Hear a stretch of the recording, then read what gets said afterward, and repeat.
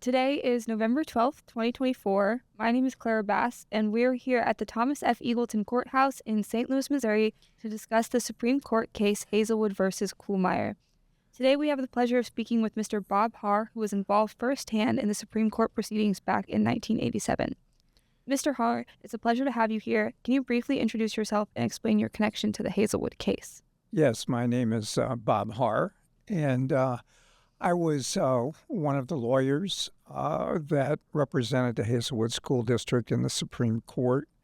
In fact, I became involved in the case after the United States Court of Appeals for the Eighth Circuit had ruled against the Hazelwood School District.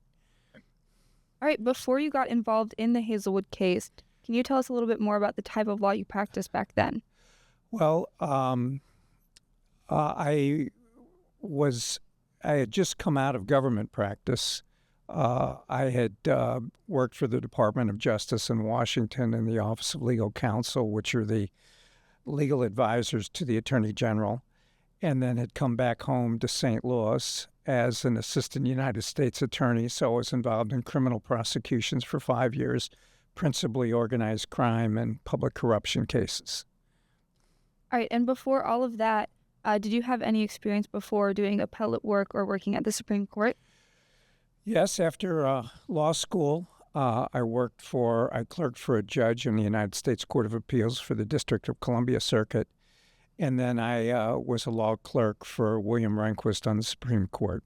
All right, fascinating. So you mentioned that you got involved after the school district lost in the Court of Appeals. How did you get this job representing the school district? Well, I remember reading about the opinion of the Eighth Circuit, and I just commented casually to one of my law partners at the time who represented a different school district, I think the Supreme Court would take that case. And he happened to mention that to the lawyer who normally did work for the Hazelwood School District, Robert Bain. And so Mr. Bain contacted me about the possibility of retaining me to prepare the cert petition, and if cert was granted, the briefs on behalf of the Hazelwood School District in the Supreme Court. And besides your work clerking for Justice Rehnquist, did you usually get to work on Supreme Court cases? No, it's very rare to have an opportunity. There are some lawyers who specialize, and it's now referred to as the Supreme Court Bar. That was less common back then, but they're almost invariably located in Washington. It's very rare to have an opportunity to have a Supreme Court case, and so I was fortunate to have this opportunity. For sure. So you mentioned that you helped to write the cert petition, and then after cert was granted, you prepared the briefs. What steps did you take to prepare the briefs, and if anything else, what was your role?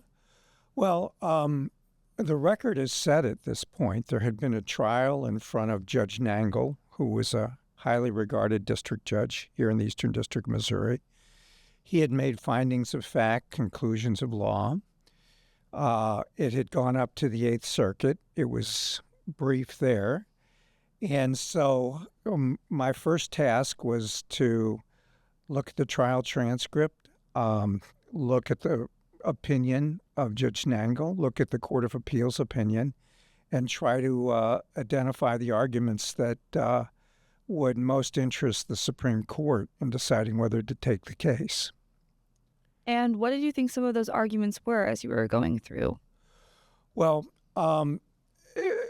the Eighth Circuit had decided that the Spectrum, the Hazelwood School District, the newspaper for Hazelwood East, was a public forum. And I thought that was a fairly controversial conclusion, given the control a principal and a teacher had.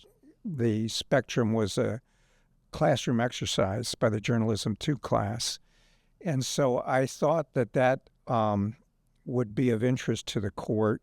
There also was a lot of confusion at that time in the lower courts about the application of the Tinker standard, particularly in the context of school-sponsored activities. And so, in fact, there was conflicts among some of the Court of Appeals about how to decide those sorts of cases. And so those are the things that interest a court. All right. So my next question is, who was working on the briefs? It was just you and Mr. Bain, correct? Yes, I principally did the briefs. Bob Bain looked at them, and because he had tried the case in front of Judge Nangle and also had argued the case in the Court of Appeals. But he essentially looked to me to do the drafting, and I had the benefit of his input. All right. So in this process of preparing the briefs for the Supreme Court, how much involvement did the school district have? Well, the school district really didn't have any involvement with me. Mr. Bain would have reported to them on the progress. But by the time you're at the Supreme Court, the record is set. It was developed in the district court. There's no opportunity to add any additional facts. So other than Mr. Bain reporting on the progress that we were making, there really wasn't any reason to interact with the principal or the teacher or the school board for that matter. That was handled by Mr. Bain. So they really, at that point, it was out of their control. All right. Moving on to a more legal question, what did you personally believe that your strongest argument was? Well, I think it was the argument that the Spectrum, the school newspaper, was not a public forum because it was a class exercise. You know, the public forum doctrine had developed that the government could create a public forum if it allowed indiscriminate access to a location or a facility, and the nature of a newspaper created by a class doesn't have indiscriminate access. There was a lot of evidence before Judge Nangle about the control the journalism teacher had over the content of the newspaper, about the principal's review of each copy. And so I thought under those circumstances, the very strict standard that applied in Tinker, the court would have some difficulty concluding also applied to a classroom exercise. Did you feel that there were any weak points in your argument? Well, if in fact it was a non-public forum, then the question becomes whether the actions of the teacher and the principal were reasonable, and reasonable's in the eye of the beholder. But I thought, given all the considerations that the court would likely conclude, that the actions that were taken here, although different people might have made different decisions, that they were within the broad heading of actions that were reasonable. Based on your experience clerking at the Supreme Court and your knowledge of the justices and the way that they typically ruled, how did you feel your chances were going into this case? Well, I thought you need 4 justices for certiorari to be granted. So I thought we had a pretty good shot at 4 justices. You need 5 to win. It was 9 justices on the court. And I thought our best chances were Justice Rehnquist, Justice Scalia, Justice O'Connor, and Justice White, and Justice Powell. But at the time we applied for cert, and I don't remember the exact timing, but I think it was before cert was granted, Justice Powell retired. And so now you only had 8 justices, and there was controversy in replacing him. That's when President Reagan nominated Robert Bork. And so when the case was argued, there were only 8 justices sitting. And so I wondered where that 5th vote would come from. And it's interesting, if you read the cert petition and you read the briefs, you'll sometimes see that concurring opinions by individual justices are cited, and usually that's because that particular party is trying to get that justice to go along.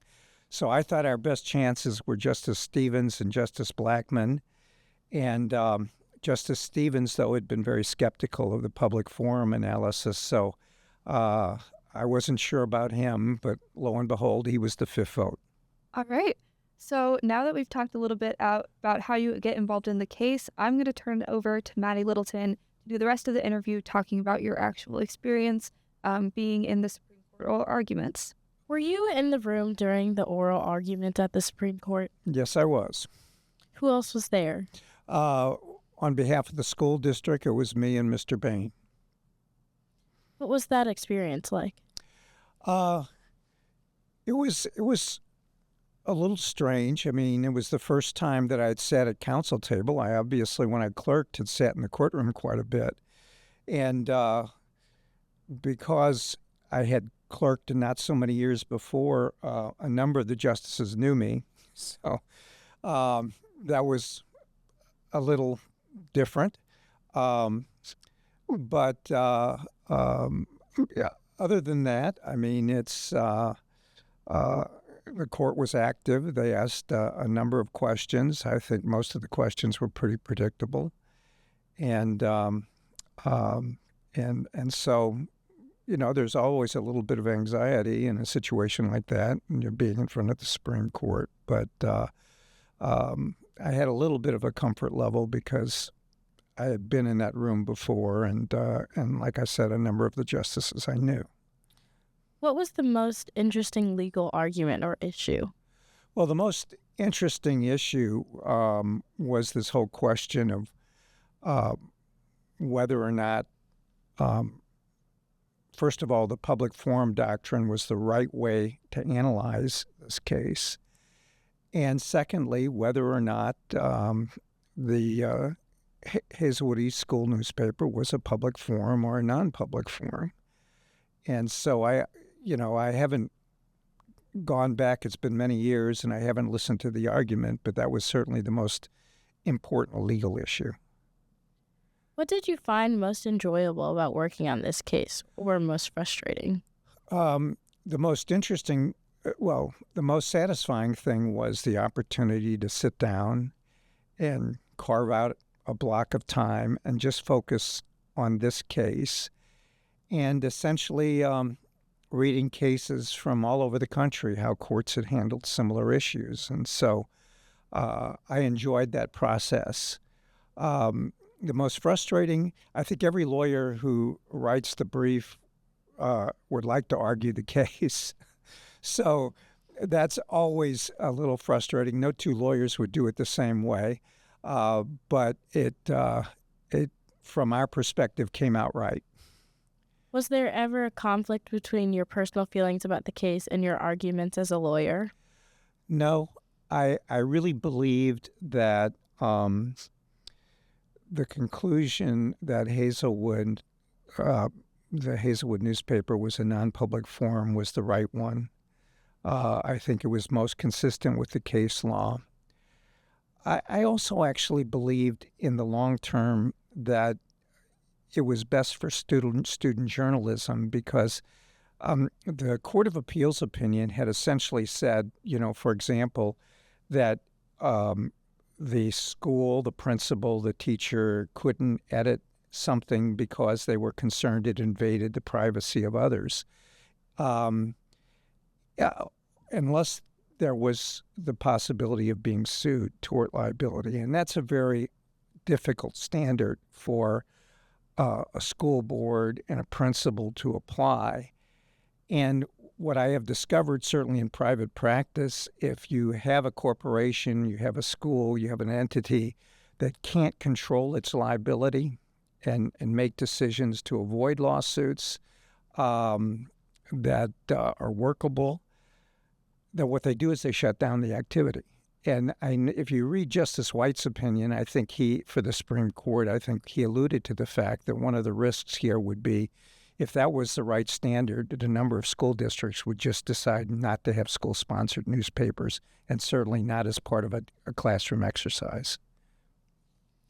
Did people in your life know that you were representing the school district in this capacity, and did they have opinions on it?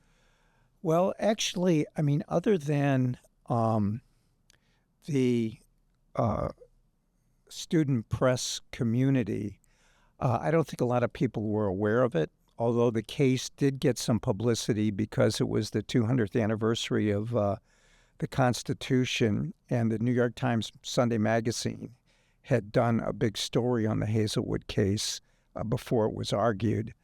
But no, my kids were very small, so they didn't have any opinions about it. And unless you were part of the student press community in one way or another, it wasn't a topic of conversation. How did you find out about the decision? Well, I had arranged for Mr. Bain to have a couple of mock arguments in front of faculty at Washington U and St. Louis U. And I got a call one morning from a constitutional law professor at St. Louis University who said, Supreme Court decided your case this morning. Congratulations. And so that's how I learned about it. How did working on this case affect your career? I don't think it certainly was an interesting episode, but given the nature of my practice, it's litigation trial work, both civil and criminal. I do appellate work, but I can't honestly say it affected my career very much. I appreciated having the opportunity, and it's nice that it's of interest to people all these many years later, but it probably didn't have much of an impact on my career. Is there anything else you would like to add that wasn't addressed? No. I've been very impressed with the students have been involved in this program and having had the opportunity to talk with you all, and so you're to be commended for your interest in this, and I hope you get a lot out of it. Thank you.